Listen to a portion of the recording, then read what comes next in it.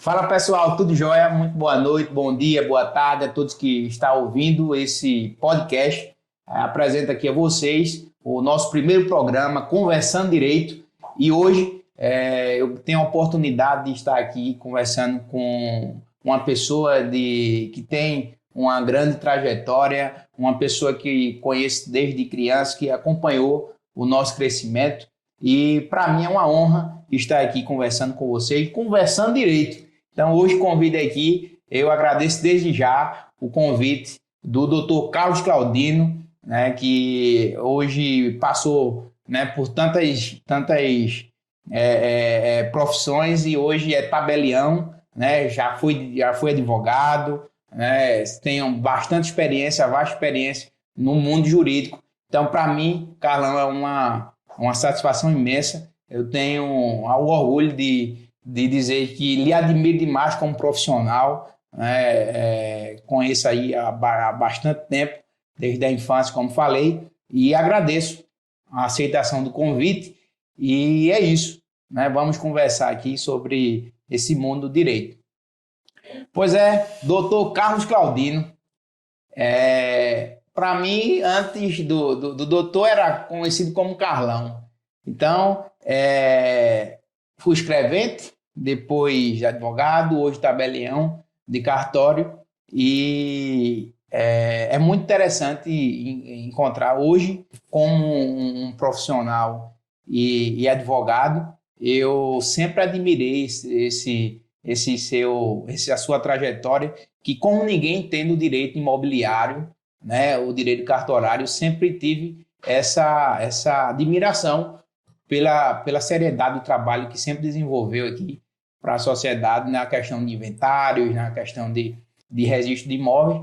E para mim é uma honra. Eu queria aí saber realmente você aí, essa questão do seu início. A gente sabe, né, que sempre todo início ele é difícil, ele é um pouco árduo, mas realmente começou como escrevente, depois como advogado. Como foi isso? Boa noite, Gilson. Boa noite aos amigos, né, aos colegas. Para mim também é uma satisfação participar desse programa, né, o primeiro programa. É uma honra. É uma pessoa que eu já conheço desde a infância, conheço a família. Então, eu fico muito feliz em ver a desenvoltura do colega, né, Dr. Gilson. E estamos aqui para participar desse programa e responder todas as perguntas. Então, eu posso iniciar falando da minha trajetória, que desde rapazinho eu já comecei a trabalhar em cartório, como auxiliar de cartório. Depois Aqui em Timbaúba? aqui em Timbaúba. Passei a ser escrevente, eu sou da escola do Dr. Geraldo Ferreira Lima, Naide, Franklin, e por último, doutora Alda, né, Alda Lúcia, que é uma sumidade no direito imobiliário. E daí eu fiz o curso de Direito, passei a ser advogado, onde aqui em Timbaúba tive o escritório e até agora ainda está instalado, e assumi recentemente um cartório na cidade de Itabaiana. Passei no concurso de cartório e estou exercendo minha função de registrador civil e tabelião de notas na cidade de Itabaiana. Início de carreira de advogado eu sei muito bem como e acredito que você deve ter alguma experiência aí nessa questão, se realmente talvez facilitou a questão porque você já tinha uma noção do direito cartorário quando era escrevente. Então, na advocacia, o início da advocacia se deu com a dificuldade que muitos advogados novos têm, foi mais fácil. Como foi esse início na advocacia? Sim, exatamente. Houve, assim, eu tive um benefício de ter uma experiência como escrevente de cartório, tinha um conhecimento, então já tinha um tipo assim, um know-how de conhecimento imobiliário. E é uma área do direito que é muito procurada, né, porque justamente trata de direito de habitação, inventário. Então, tudo que é envolvendo imóveis, eu já tinha essa experiência, né? Então, e colegas advogados que já tinha conhecimento de mim, então me procurava também para fazer alguma coisa, existia indicação. Então, eu tive uma certa facilidade. Mas não é fácil. Advogar não é fácil. Há toda a dificuldade de você conseguir a ação, né, a causa, até você concluir o processo, ter sentença, receber. Então, há uma dificuldade para os advogados que vão começar. A gente sabe que... Tem essa questão do nome também, Isso, né? Essa questão exato. do nome que muitas pessoas... Não, eu peguei porque meu pai já era advogado, meu pai já era do mundo do direito. Então, na sua família não teve isso. Na Não, eu tua não família tive facilidade de ninguém se dizer assim, não, mas ele já veio da uma tradição. Não existia tradição, né? A minha família, meu pai trabalhava em usina, minha mãe era comerciante, então não tinha isso. Mas eu sempre gostei do direito. Eu tinha um sonho de ser advogado. não são. De jovem, eu lembro que quando criança, jovem, eu falava que ia ser advogado. E eu gosto muito de advogar, porque o direito é fascinante, né? Eu gosto muito de advogar. A liberdade, no caso. A liberdade. A liberdade. Já dizia um professor que não existe... as duas profissões mais importantes seriam o direito e a medicina, porque a medicina dá vida e o direito dá liberdade. E não há vida sem liberdade, liberdade sem vida. Então, tem essa conexão. Exatamente. Porque, assim, o direito, a gente vê que ele nasce com a sociedade. A gente vive em sociedade. E a partir do momento que a gente está em sociedade, a gente precisa de regras, precisa de normas. Então, o direito é justamente essas normas que vai fazer que a sociedade venha se desenvolver. Eu lembro de um fato que ocorreu na frente do escritório meu, existia uma calçada de cerâmica. E passou uma pessoa e ele chega para mim, aí ele teve receio de cair, ele falou assim, eu vou falar com um vereador para fazer uma lei para proibir calçada de cerâmica. E eu guardei aquilo ali para mim e disse, olha, como é que nasce uma lei? Como é que nasce uma lei? Como é que nasce uma lei, né? Porque a gente sabe que o direito, ele nasce, ele tem as fontes, né? Tem a lei, são as leis, tem a doutrina. A gente vai estudar isso em Lisbon, um dos primeiros contatos na cadeira acadêmica. A principal fonte do direito é o costume. A necessidade do ser humano, né, que ele vai tendo, aí que vai sendo se adequando. Então, a gente precisa do direito. E por essa razão... Todos os dias. Todos os dias. A gente está lidando com o direito. Por essa razão que eu fiquei fascinado com o direito e é uma forma também de você conquistar uma liberdade, um direito de uma pessoa que não tem, para você é satisfatório. Não é? E interessante que quando tu começou na questão cartorária, que tu sempre deparou, o doutor sempre deparou com essa questão também do falecimento do ente, aí aquela questão do inventário, né? Já começa a dor da perda, aí tem essa questão dos prazos, né? Também aí começa a briga da família, e sempre tem alguma experiência nesse sentido aí de briga de família que é bem complicado, né? Isso, o que é de quem, aí o cara deixa, aí tem muita gente que, não, eu prefiro não deixar nada para não ver minha família brigando. Então, acho que tanto na questão cartorária como na advocacia imobiliária, você já se deparou, é normal acontecer. O processo de inventário, ele geralmente, quanto mais bens existe, mais conflito existe. E mais trabalhoso para trabalhoso, porque há conflito de interesse, né? E há sempre pessoas que têm interesse de ficar com mais, e o processo de inventário é muito complexo. Para você concluir um processo de inventário, então, por isso que a gente vê hoje o direito, essa dinâmica do direito se desenvolvendo. Ele está partindo que todas as ações que precisavam ser feitas, você tinha que levar até o magistrado, né? Até um juiz. Você tinha que fazer... a questão da desjudicialização. Exatamente. Essa questão de tudo querer judicializar, né? De tudo, porque hoje talvez você tenha melhor que eu uma média de quantos processos hoje a justiça está lá, e aproveitando esse ensejo, você falando, né, dessa questão hoje, como a sua visão hoje como tabelião, né? A lei permite hoje várias facilidades, se não me engano. Então você hoje como tabelião tem como descarregar essa carga que tem o judiciário. Então, como é hoje essa procura aí como é que está essa procura do pessoal na questão cartorária para fazer essa questão? Então, veja só, o processo em si, todo o processo, ele é um pouco traumático. Quando é questões que existe litígio, ele é um pouco traumático para as partes, para a família, alguma coisa assim, até que venha chegar a uma conclusão. Mas existe uma possibilidade de, quando há um consenso, as pessoas têm interesse de conciliar. Existe hoje as leis, né, que está dando possibilidade de você fazer em cartório.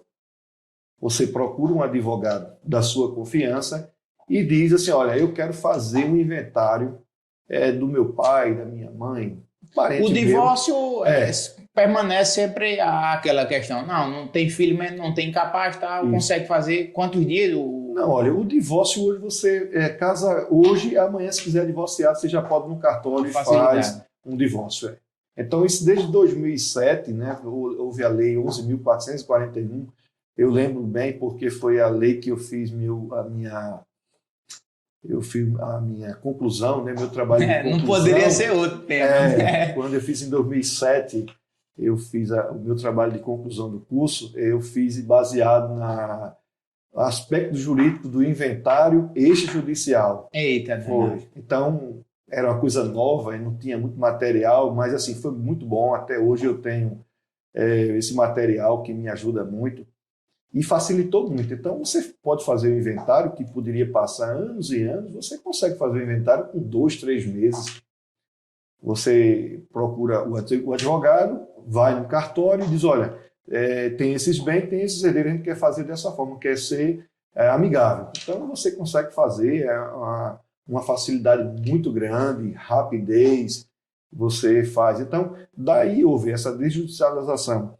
Inventário, divórcio, adjudicação compulsória, você pode fazer. Ação de uso capião, você também pode fazer em cartório. Então, tem muitos atos que só podia ser feito, né, em juízo, mas que pode ser feito hoje tudo em cartório. Isso trouxe uma facilidade. E quando a gente traz essa questão de judicialização, a gente não traz só a questão do cartório, até mesmo um acordo trabalhista, né? Que hoje a gente prefere. Eu comecei a ter essa mentalidade depois que a gente passa um tempo na advocacia, a gente começa a amadurecer, e o advogado, quando sai da faculdade, pega a vermelha, ele quer processar todo mundo, né? Não, vou processar, não sei o quê. E quando ele se depara com a realidade, sempre a conciliação sempre é o melhor caminho. É o melhor caminho. Sempre a conciliação, o acordo, sempre o melhor caminho. E hoje, essa questão cartorária veio, meu amigo, para facilitar.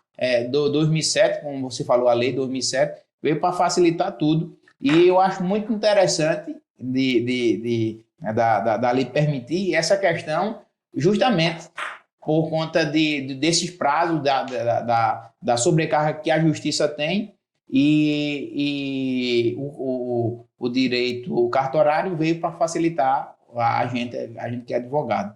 Mas, doutor Carlos, o senhor estudou essa questão do processo, fez o concurso, as matérias aí facilitou a questão cartorária, tudo bem. Mas aí, quando a prova oral, quando você tem prova, são 3 etapas, se eu não me engano. 3 etapas, a questão de fazer uma pergunta, depois que o cara passou tanto tempo na faculdade, e chega uma pergunta de o que é constitucionalização. Aí o cara fica meio perdido. Como foi essa experiência dessa prova? É um concurso muito complexo. O curso de cartório, ele é muito complexo. É muito concorrido, porque assim, existem cartórios muito bons, tem uma rentabilidade muito grande, então é muito concorrido. É tanto que tem juízes que deixa de ser juiz, passa para ser tabelião, né, registrador em capitais, que é bem rentável. Eu acredito que tem a matéria de peso, né? São 3 etapas, como você falou. A primeira etapa é uma prova objetiva, que são todas disciplinas de direito. É meio que uma prova da OAB. Então, e é de marcar, quem faz o instituto que faz a prova, é a mesma coisa que você está fazendo a prova da OAB. Depois que você faz a prova geral, então vai passar uma prova prática, que é justamente nessa área que eu já tive mais facilidade, porque eu já trabalhei em cartório, que eles dão questões de casos específicos do direito, né, imobiliário.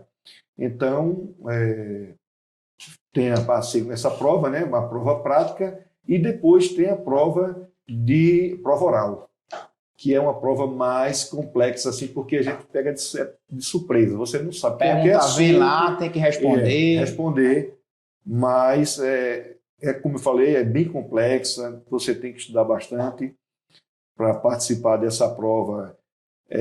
Você tem que se preparar muito, você tem que voltar a ficar só estudando para você conseguir... Você disse a mim que tinha um sonho de advogar.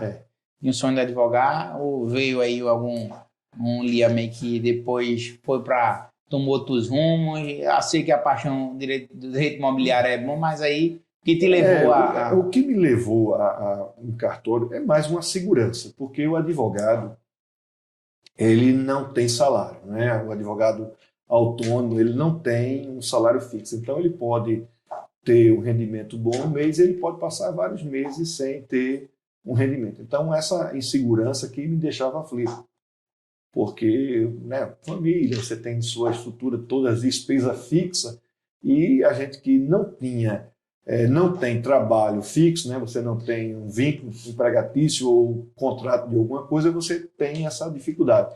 E, nesse caso, como eu já trabalhei em cartório há muito tempo, embora eu goste do direito, né, de advogar, eu optei por assumir o cartório.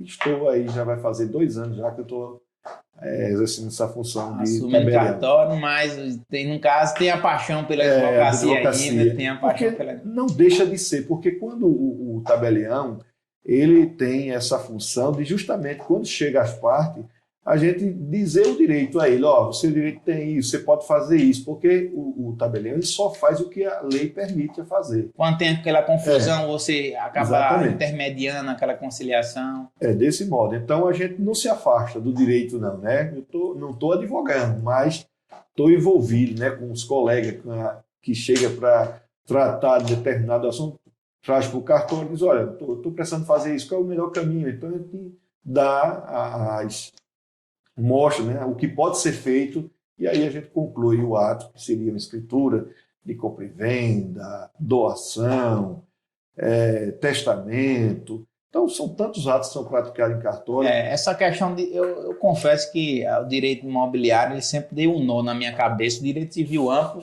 sempre deu um nó na minha cabeça, e aquela árvore da repartição da família, o direito sucessório em si tem aquela complicação, quando é meieira, quando é... Isso todo acadêmico tem essa complicação no direito civil, né? No direito civil, e eu sempre achei bem interessante que tem situações que dá um nó, o cara tem 10 filhos, né? O cara tem 10 filhos, deixou bens aí oculto, que depois uns sabem, outros não, e como é que faz para descobrir isso? E existe também situações que causam nulidade quando o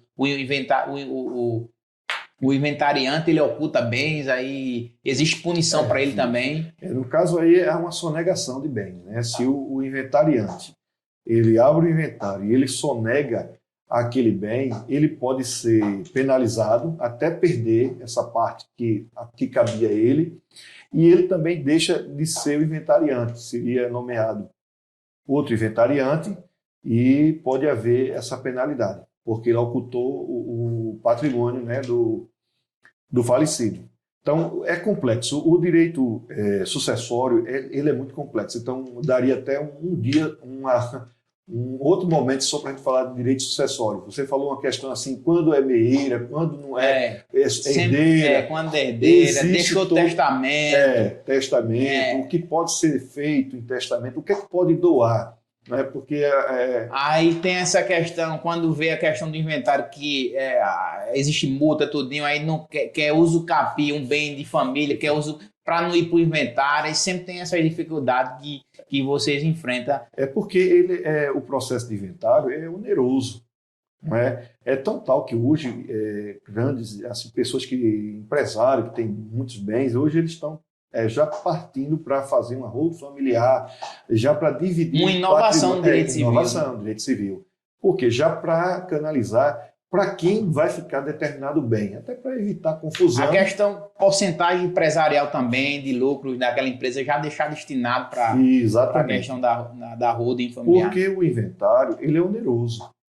Eu estava fazendo chegou um cliente para fazer um inventário, e quando a gente começou a fazer os cálculos de pagamento de tributo, e existe uma tabela, né, que ela vai de 2% a 8% no estado de Pernambuco.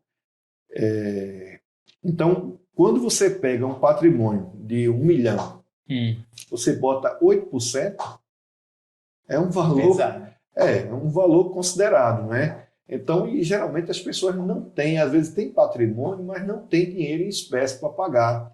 Então, aí vai ter que depender de vender um bem. Então, tem toda essa complexidade no direito sucessório por conta de tem a questão também, hoje, você fazer um inventário de bem móvel, né? Tem essa possibilidade. Eu pesquisei em algum lugar, vi que tem a questão, o cara deixou um carro para não fazer esse inventário judicialmente, pode fazer no cartório também.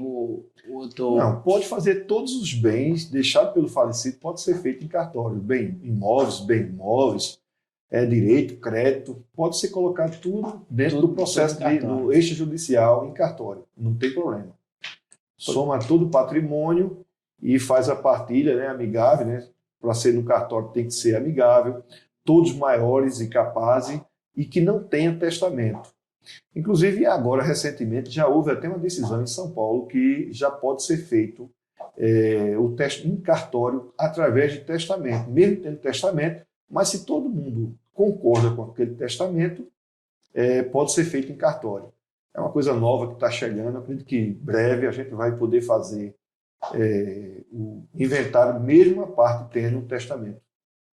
Voltando à situação da advocacia, todo advogado tem história, tem um caso que chama atenção, tem outro caso que não chama mais atenção, e o advogado sem história não é advogado, não é advogado. Mas voltando assim, um caso que mais te chamou a atenção enquanto na advocacia, quando militou, teria alguma coisa assim que tu achou interessante na advocacia que queria compartilhar na situação?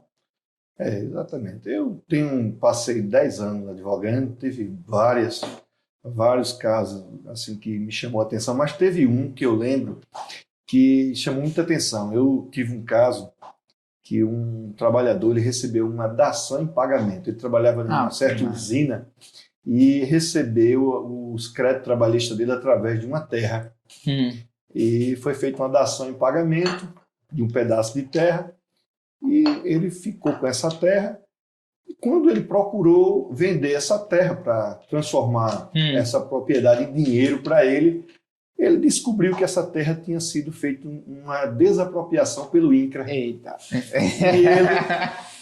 E ele perdeu essa terra e ele ficou desesperado. Ele chegou no escritório: doutor, eu tenho um registro no cartório que foi registrado minha carta de rematação, e fazia 6 anos isso. Porque na terra onde a localização que ele estava foi destinada a uma área verde. Então, os sem terra, quando invadiram, aquele pedaço de chão dele lá não foi invadido porque era uma área verde. Então, ele nunca percebeu que a terra dele tinha sido desapropriada. Nunca soube. Quando ele foi vender e precisou tirar a documentação no INCRA, né, que era fazer o CCIR, que a gente chama do INCRA, houve a observação: olha, essa terra aqui ela foi desapropriada. O INCRA desapropriou. Então, a gente entrou com uma ação para reaver essa terra dele e, minha surpresa, o juiz federal ele julgou improcedente. Disse que já havia uma prescrição de 5 anos, ele já tinha perdido. E aí? Então, eu fiz uma apelação para o tribunal, fui para o tribunal e lá eu trouxe uma súmula que essa súmula dizia que a prescrição imobiliária ela não se enquadrava naquela questão de 5 anos. A quinquenal. Não. Ela era de 20 anos. Eita, mano. Era de 20 anos. E eu me lembro que eu fiz uma sustentação oral lá, e assim, foi um dos fatos que me marcou que existia no Mas isso foi no início da advocacia? No início sustentação oral no tribunal? No tribunal, botou lá a toga e doutorando lá. Exatamente. E, assim, o que me chamou a atenção, existia um grupo de alunos de uma faculdade que também estava participando, estava sentado lá assistindo, né? E o desembargador, no momento da apresentação, mostrou, dizendo como era a plenária e os alunos que estavam ali, e eu fiz a sustentação oral. E eu trouxe um caso, até um caso bíblico. Foi nada. Um caso bíblico. Aquela passagem de Davi, Davi tinha várias mulheres e ele quis a mulher de Betseba, né? A Betseba. E eu fiz a sustentação oral, falando que o profeta chegou para Davi e diz, teve um senhor de terra, tinha vários gado, e ele chegou de um atrás de um que tinha uma única ovelha, e matou a ovelha e fez um banquete com os amigos. E o Davi falou assim, esse homem é digno de morte. E o profeta diz, esse homem é você. É você. É você. E só tinha só. Então, aí eu fiz a sustentação e disse, olha, é o caso desse trabalhador. Só tinha um pedacinho de terra. E o INCRA fez a desapropriação e ele agora ficou sem o trabalho dele, porque ele houve a indenização, recebeu, e ficou sem a terra e sem nada. Então, eu me recordo muito que o desembargador falou, olha, o advogado, o nobre advogado, fez a sustentação e fez uma citação bíblica no Salmo. E a gente vai aqui fazer um julgamento de Salomão aqui agora. A gente vai fazer julgamento de Salomão. Os alunos, poxa, não sabia que era o direito, era a teologia. Então, aí ele disse Salomão, a gente vai fazer aqui um julgamento de Salomão aqui. E aí ele transformou, ele não devolveu a terra, mas ele transformou a ação que eu tinha pedido uma reivindicatória, que era a ação que cabia, era reivindicar, como ele tinha registro, disse, olha, como estava consumado o processo, não tinha mais como voltar, mas ele transformou a reivindicatória numa ação indenizatória. Mandou que seja feita a avaliação da terra e o meu cliente foi ressarcido do dinheiro dele. Então, esse foi um dos casos que mais me chamou a atenção. Sempre tem uns casos interessantes. Não sei se deparou contigo, mas eu já peguei casos no sentido de passagem forçada. É muito comum, comunidade, você às vezes compra um terreno, só tem aquela passagem, aí um vizinho quer fechar, não autorizar a sua passagem, tal. Isso não consegue fazer de forma extrajudicial no cartório, só judicial, essa questão da passagem forçada. Cartório pode ser feito uma escritura de servidão. Se há um acordo, tem como você destinar a pessoa ter acesso dentro da sua propriedade para uma propriedade atrás que não tenha acesso. Então, existe uma escritura que a gente chama de servidão. Eu estudei isso em direito sucessório, não lembro. Então, existe o Instituto da Servidão, onde você pode fazer. Mas é um processo que geralmente não é muito amigável. Então, tem que entrar em juízo para que o juiz determine que você deixe uma faixa de terra para que seja feita a passagem daquela pessoa. Porque existe, eu não lembro agora o artigo, mas diz que você tem direito a pedir acesso à sua propriedade. Se ela fica numa posição que não dá acesso à rua, e se existe outra propriedade na frente, você pode pedir e o juiz determina que seja feito. Essa história da advocacia, a labuta do advogado. E eu acho muito interessante porque é dessas coisas aí que a gente vai tirando lição e aprendendo. É o dia a dia da advocacia que vai aprendendo. Mas é isso aí. Pois doutor Carlos, a advocacia tem toda essa dinâmica e esses aprendizados.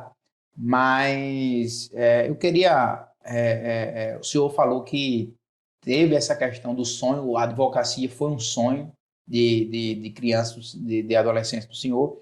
E o que é que deixaria hoje para esses novos advogados que estão iniciando, né, a advocacia? A gente sabe que tem a dificuldade, toda a profissão tem a dificuldade, mas, assim, você foi realizado, você realizou um sonho. O que é que você trazia de experiências aí, de conselho para pessoas aí que também têm esse sonho de chegar, talvez, a um tabelião, né, um advogado de sucesso? Não seja só na área sucessória de cartorária, mas de qualquer outra área. O que é que você trazia de lição todo esse tempo? É verdade, doutor Gilson. A advocacia é difícil, mas todo ramo, toda atividade que você vai fazer, ela tem as suas dificuldades. Agora, eu deixo assim até para o jovem, né, que está fazendo faculdade, não sabe ainda o que vai fazer, que área que vai tomar no direito, porque o direito ele tem várias áreas que você pode fazer concurso para delegado, para procurador, para juiz, promotor, que é uma carreira que dá mais segurança, mas você pode também ser um advogado e ter muito sucesso. E, às vezes, tem uma segurança financeira até mais do que um próprio que tenha um cargo público, não é? Mas o que eu deixo mesmo é o seguinte, quando você quer ser advogado, primeira coisa, você tem que se posicionar como advogado. Eu vejo muita gente assim, passa a OAB, né, passa no que é uma prova muito difícil, mas não toma postura de advogado. Então, o advogado ele tem que ter uma postura. Primeira coisa, até no vestir. Passar uma credibilidade. Ele vai vender, então, o advogado, na verdade, ele vende a sua imagem. Ele vende a sua imagem, o seu serviço, a entregabilidade. Exatamente. Olha, então o advogado, pode estar um sol, pode estar um calor de 40, 50 graus, mas ele tem que estar lá trajando como advogado. Então ele tem que estar de paletó, de gravata, porque isso dá uma segurança até para o cliente que vê e fala.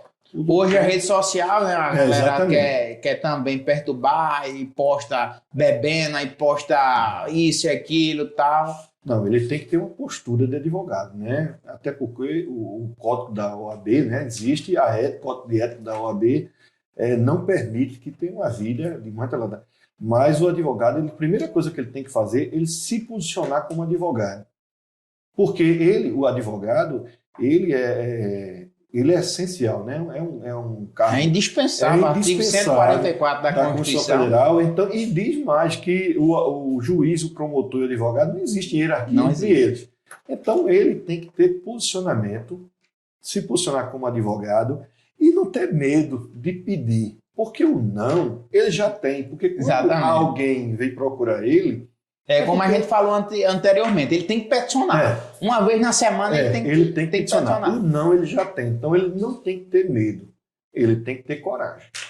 Tem coragem de fazer uma audiência, fazer uma sustentação oral. Errar. Então ali é o momento. Ele tem que se preparar. Ele não pode chegar aleatório. Sim. Ele tem que pegar um processo. Na hora que ele vai fazer uma audiência, ele tem que se preparar, ele tem que ler o processo. Chegar para um advogado com mais experiência, ter a humildade de chamar uma parceria, né, para tentar ele tem que fazer com que isso. E o que eu vejo, doutor Carlos, muitos advogados hoje, não, é porque está muito inchado o mercado, eu não consigo, é muito advogado. Você falou que hoje já advogou para muitas famílias que hoje...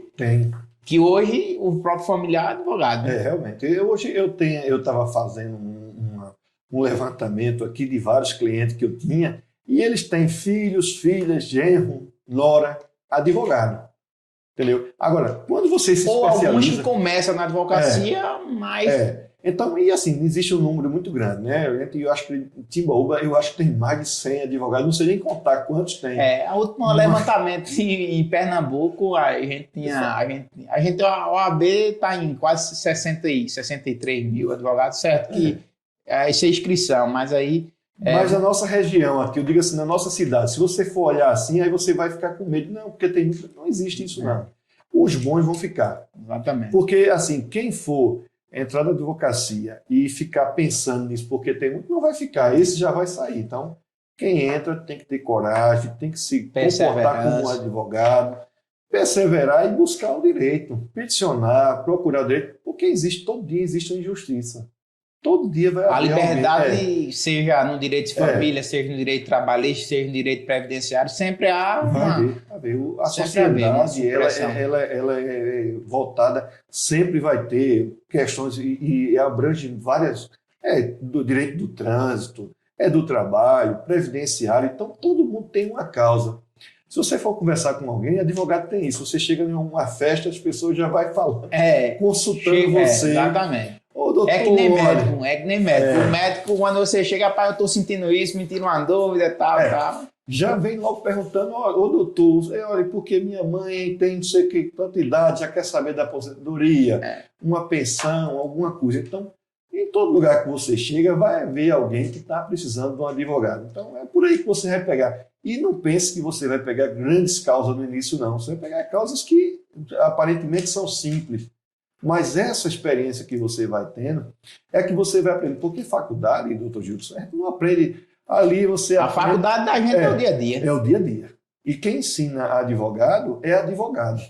Você vai fazer uma audiência e às vezes você vai aprender com aquele advogado. Eu me lembro que quando eu fiz uma petição inicial trabalhista, meia desengonçada, que as nossas primeiras petições meia desengonçada, e chegou a contestação. Aí quando chegou a contestação, que eu fui intimado para apresentar a impugnação à contestação. Eu disse, meu amigo, eu vou impugnar o quê? O cara aqui eu botei a mão no meu amigo. O que é que eu vou falar aqui? Se ele está impugnando tudo, dizendo que meus cálculos estão errados, não sei o quê. Aí, meu amigo, estudando aí, aí eu fui procurar uma pessoa mais madura, não sei, meu amigo, isso eles vão dizer todos. Meu amigo, mas você não pode, não, do seu direito, vai rebater, procure jurisprudência a seu favor. Ele está defendendo o cliente dele. Então, aí você se depara com um advogado imaturo e novo na área, nesse sentido, porque qualquer dificuldadezinha, não, eu vou desistir, é ruim, é difícil e tal. Eu digo que quando a gente faz a petição inicial, a gente prepara a petição inicial, diz assim, já ganhei esse processo. Aí chega a contestação. Chega a contestação, aí o cara diz. Perdi esse processo. Aí a gente faz a réplica, a contestação. Aí a gente diz, ganhei esse processo. Então, aí chega a audiência, ou testemunha, a testemunha começa, né, a contradição toda, aí a gente só sabe o veredito quando tem a sentença. Até porque, por mais que o direito da gente seja bom, pode ter surpresa. Pois né? Pode ter o direito ele é muito amplo e dá para mexer em muita coisa. O entendimento de fulano, né, de cicrano, e isso aí vai. Mas assim, o senhor falou tudo. É perseverança. Um advogado novo e esses estudantes de direito, ele, embora ter esse mercado, que a gente também tem muito advogado, mas o mercado é inchado. Não tem advogado, né? A gente já teve até pesquisa no sentido que um advogado hoje, se ele conseguir superar o 3º ano da advocacia, ele consegue ainda permanecer no mercado. Aí hoje eu fico muito triste, doutor Carlos, quando eu encontro com alguns colegas de academia, da faculdade, e vejo um cara que era tão empenhado na faculdade, mas hoje ele está no comércio, né? Não conseguiu levar a advocacia, não perseverou nos estudos, né, principal para um concurso, mas isso aí fica triste. Eu nunca vejo um advogado como concorrente. Eu sempre, eu sei que dá para todo mundo. O direito, como o senhor falou, todo dia surge o direito. É verdade. Todo dia a liberdade ela é suprimida. Então, eu fico muito triste quando a gente vê um colega desse que desanimou na advocacia, mas é isso. Eu sempre fui um cara proativo e empenhado nessa minha advocacia. Eu sempre sempre me cobrei, né, de estudar, ser um bom advogado, sempre estar preparado e nunca desistir. Né? As dificuldades sempre vão ter. Né? Não, porque tu já veio uma família que te deu todo estudo. Não, meu amigo, na minha família não tive. Meus pais, eu tenho uma mãe que não terminou o ensino médio, eu tenho um pai que tem a oficina de autoelétrica, não desmerecendo por causa da profissão, mas não tive pessoas na família que teria essa questão de direito. Então, O direito, eu acredito que eu não fui buscar o direito me encontrou. Então, quando eu encontrei o direito, eu fiquei encantado e hoje eu faço muito o meu trabalho, eu sempre me cobro para fazer por excelência. Então, falou tudo. A perseverança é a chave do também, advogado. viu, doutor Gilson? Porque assim, a gente sabe que existe a necessidade de trabalhar logo para conseguir ganhar dinheiro. Agora, uma coisa que é muito importante para o acadêmico é fazer estágio. Ele está envolvido nesse ambiente. Porque quando você está envolvido no ambiente do direito, você vai tomando gosto. Então, Fazendo uma petição, acompanhando uma audiência. se você está envolvido, você está fazendo um estágio num escritório de advocacia ou em uma instituição, você está vendo aquilo ali, você vai tomando gosto e vendo como é o procedimento. Então, há uma facilidade maior para quem faz estágio do que os que não fazem.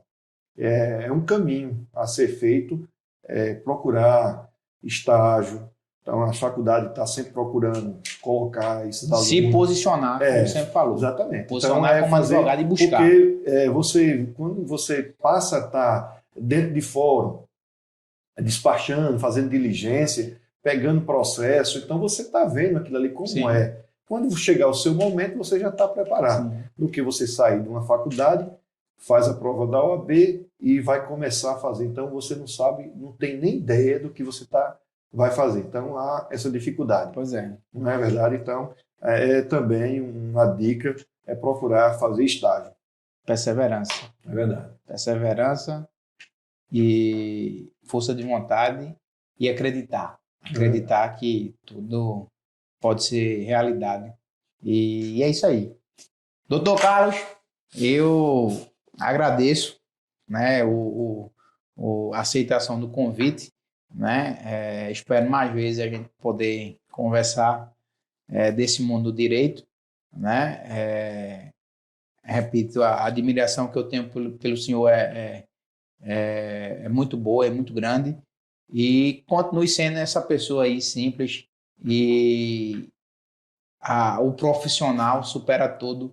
Esse seu caráter sempre ético na sua profissão, sempre diligente e com a entregabilidade do seu serviço sempre de primeira mão. Então, agradeço desde já, né, o seu convite, as portas estão abertas sempre que precisar. E é isso, agradeço demais a esse bate-papo aqui e espero mais vezes o senhor aqui. Eu também, eu fico grato, né, a você pelo convite. É muito bom a gente ter essa conversa, né, essa conversa que, de certa forma, beneficia outros colegas, né, que estão vindo, outras pessoas. E estou sempre disposto, assim que você precisar, querer nos convidar a outros temas, a gente se prepara para trazer aqui a recíproca verdadeira, a admiração que eu tenho pelo seu trabalho, pela sua forma de se comportar como advogado, embora novo, mas com grandes causas, que teve repercussão aqui dentro do estado de Pernambuco. Está de parabéns você e estamos à sua disposição. Tamo junto. Ok.